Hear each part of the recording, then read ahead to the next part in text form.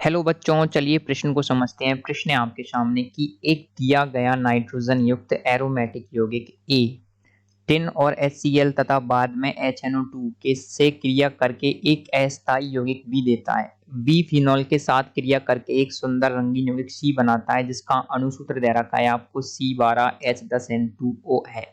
तो यौगिक ए की संरचना है, आपको बताना है यौगिक ए क्या होगा। तो दिए गए प्रश्न में हमको क्या दे रखा है, हमको दे रखा है कि जो अंतिम जानकारी हमारे पास में ये है कि आपके जो अणुसूत्र दे रखा है वो एक मध्यवर्ती का वो है C12H10N2O है। तो आपको यौगिक ये बताना है। तो दिए गए प्रश्न की जो मुख्य अवधारणा है वो ये है कि आपको पता होना चाहिए। यहाँ पर आपको उत्पाद दे रखा है, उत्पाद की सहायता से आपको क्या करना है, अभिकारक निकालना है। देखिए आपको प्रश्न में सबसे पहले दिया क्या है कि दिया गया एक नाइट्रोजन युक्त एरोमेटिक यौगिक टिन और HCl तथा बाद में HNO2 से अभिक्रिया करके एक अस्थायी यौगिक भी देता है।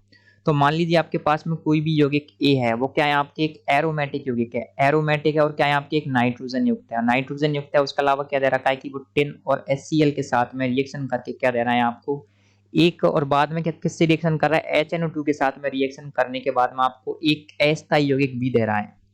अस्थायी का मतलब है कि ये बहुत ही कम टेम्परेचर पर स्थायी होता है।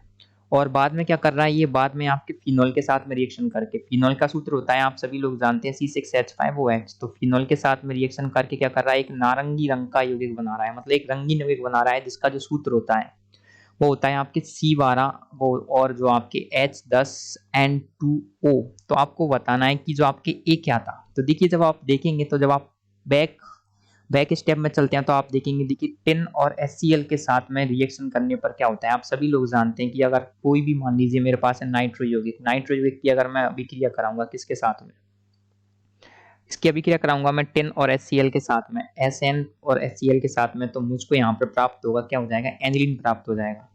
तो एनिलीन प्राप्त हो जाएगा, और एनिलीन की रिएक्शन जब आप किससे कराते हैं, HNO2 के साथ में कराते हैं, तो मुझको एक अस्थायी यौगिक प्राप्त हो जाता है, जिसको बोलता हूं मैं बेंजीन डाइएजोनियम क्लोराइड, जो होता है अस्थायी। तो भाई अभी तक का मेरा सारा अनुमान एकदम सही जा रहा है। देखिए यहाँ पर आपको प्राप्त हो जाएगा ये प्लस ये माइनस, इसको बोलते हैं आप benzene diazonium chloride, BDC short में।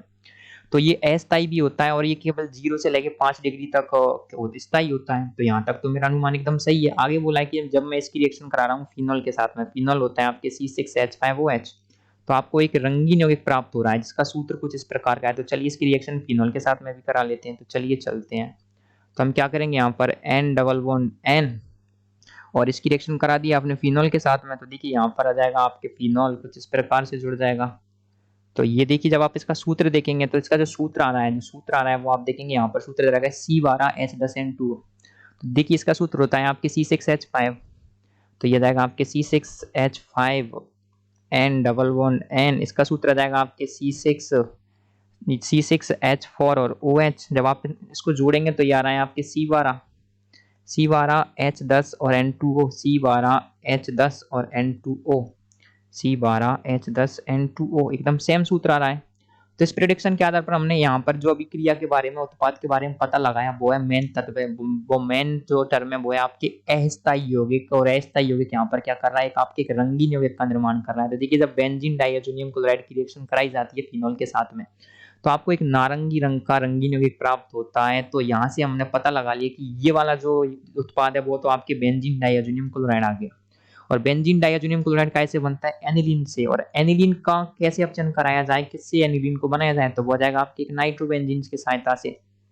तो हमारा जो प्रारंभिक उत्पाद आ जाएगा ए आ जाएगा। तो हमने यहाँ पर जो पकड़ने वाली टर्म थी वो थी आपके एक तो अस्थायी यौगिक, और एक था आपके नारंगी रंग का, मतलब रंगीन रंग का यौगिक। तो अस्थायी होता है बेंजीन डाइएजोनियम क्लोराइड, और रंगीन होता है आपके ये वाला कंपाउंड और ये वाला कंपाउंड। तो हमने यहाँ से फिर बाद में ये पता लगाया कि अगर एनिलीन हमारे पास होगा तो हमको बेंजीन डाइएजोनियम क्लोराइड प्राप्त होगा।